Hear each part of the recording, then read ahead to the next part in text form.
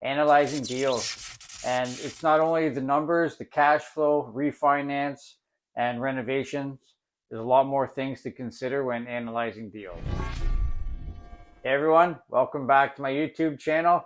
I'm Daryl Babineau, investor-focused agent and full-time investor. Today I'll be going through what you should be looking at when you're analyzing deals. Remember, subscribe, click that like button, and hit the bell to be notified for more videos like this.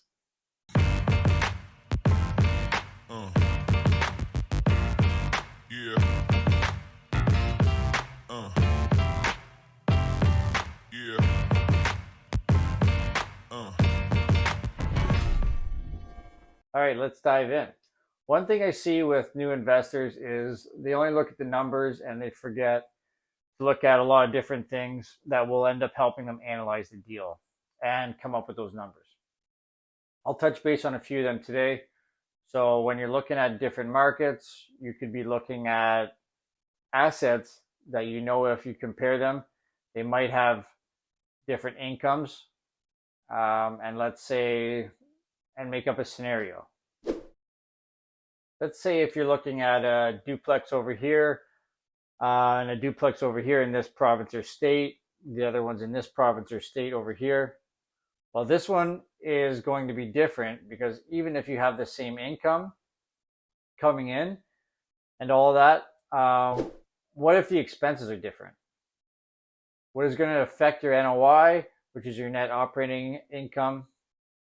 So what this means is you could have the exact same buildings, different provinces or states, and the cash flow will be different because let's say, for example, the state or province tax is higher there than it is over here.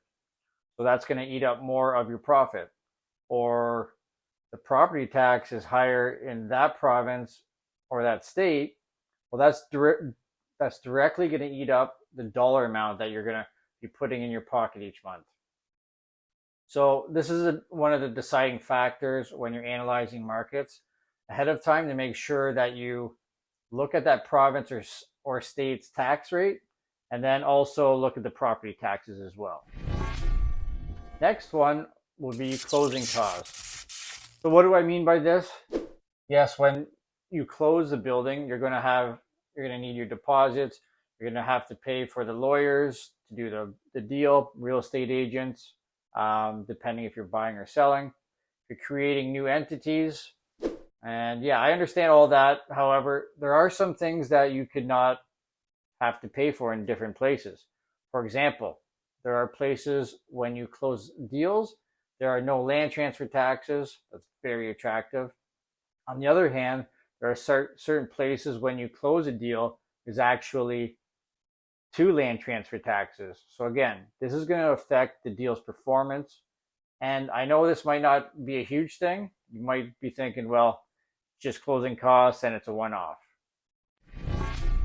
Next up, the governing body that oversees landlord and tenant relationship. This is huge.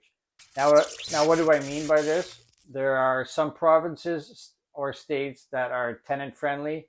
And I'm not saying either it's good or bad, but what I am saying is tenant friendly. This means that landlords have less say in regards to tenants and to enforce certain things like non-payment of rent, damages, security deposits.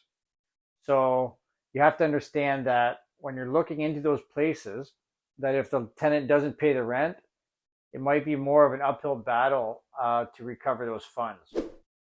Whereas other provinces and states that are considered more landlord friendly, the landlord's given more pull, let's say. So if there's a non-payment of rent, obviously you have better ways of collecting it. But not even if it's damages or security deposits or things like that. Now I'm talking about just very general cases. The landlord isn't doing repairs and all of those things.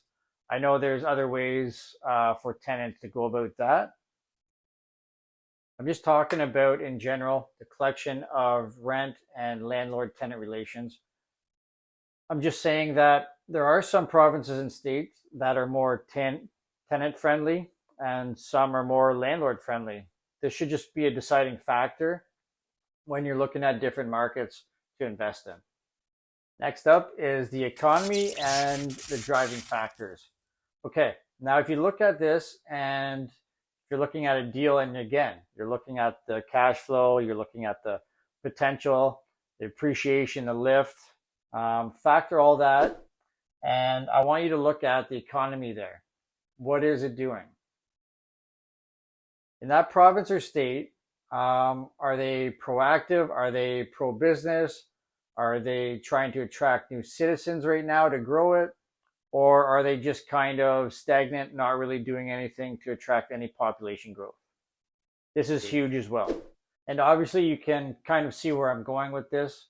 If you pick a province or state that is literally trying to attract new citizens to it, obviously the buildings are going to go up in value.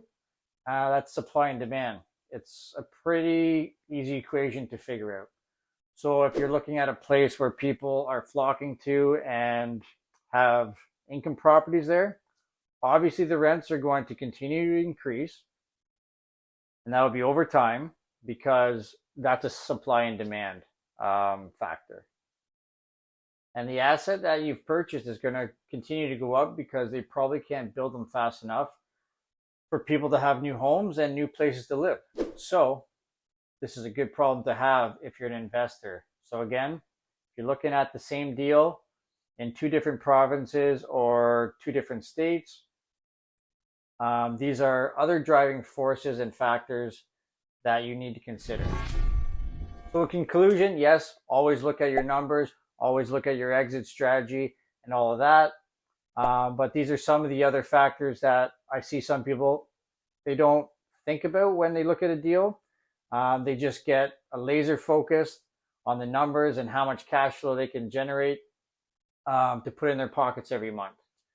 They don't look at the other deciding factors that, in my opinion, do play a role with the economy, or do play a role with income properties. And always, thank you everybody for watching. If you found this video helpful or informative, don't forget to give me a thumbs up and subscribe to my channel for more content like this. If you have any questions, please leave them in the comments below. So until next time, take care and happy exploring.